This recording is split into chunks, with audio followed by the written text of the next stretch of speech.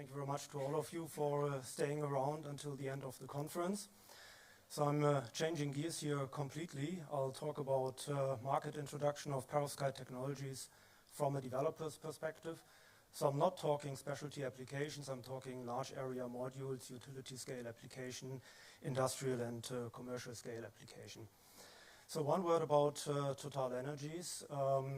We are transforming from a multi-energy company, mainly having oil and gas products in its portfolio, towards a company where electricity sales are about half of our portfolio, and another quarter is related to low carbon molecules.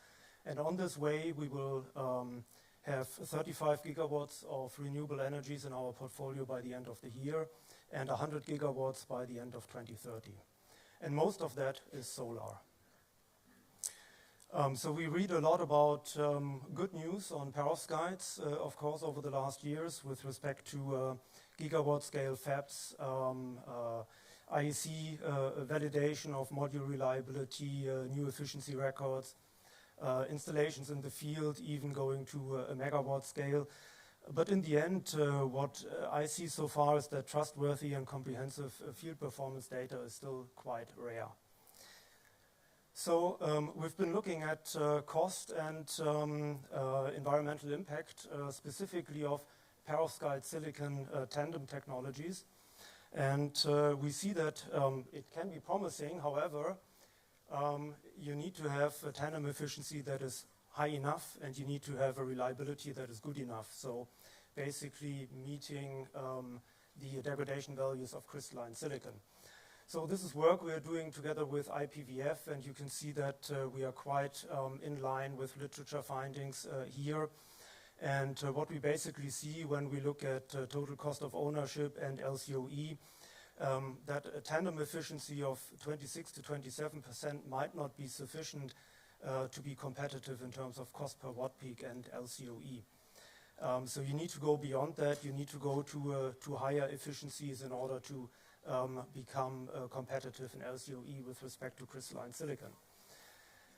We also see that so far there seems to be no clear cost advantage for a specific production technology or 2-terminal versus 4-terminal. In the end, the market success will be determined by the degradation of your product and the starting efficiency. The picture looks quite similar when we look at the environmental impact of tandem technologies. So we've done a comparison with crystalline silicon.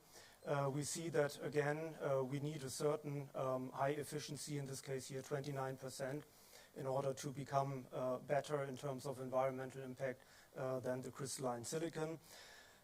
The good news is, however, if we look at the overall environmental impact in its 16 different categories here for a full PV power plant, then the perovskite cell, so in orange here, is rather a small contributor to the overall environmental impact in almost all of the categories. We have one exception here, ionizing radiation. And the reason is that we are assuming a production of the perovskites in France. France has a very high fraction of nuclear energy in its mix, and that makes the impact here in the ionizing radiation.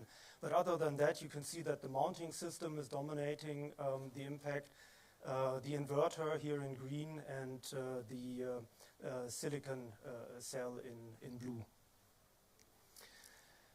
Now, I would like to make a point about the importance of reliability. You've heard that many times, and it has been touched upon many times in the conference, but there is a very instructive example here that NREL Mike Woodhouse actually computed as part of the Sunshot initiative in the US. So it's a few years old. The figures don't really translate to the cost situation that we have today, but it's just to demonstrate the principle. So what we see here is module price versus efficiency of the module. And the 4 curves that we see here in the graph, they are all ISO LCOE curves. So all points in these curves correspond to an LCOE value of 6 cents per kilowatt hour.